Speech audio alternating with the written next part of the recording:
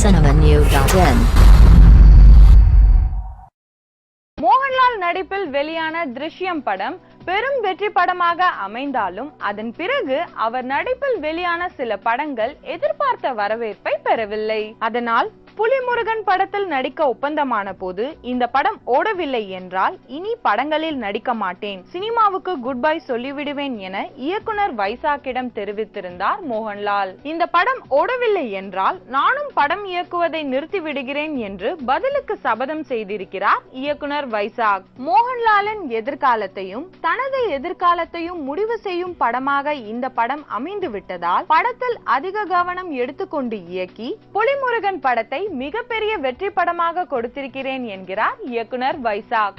மேலும் சினிமா செய்திகளை தொடர்பு கொள்ள லைக் மற்றும் சப்ஸ்கிரைப் செய்யவும்.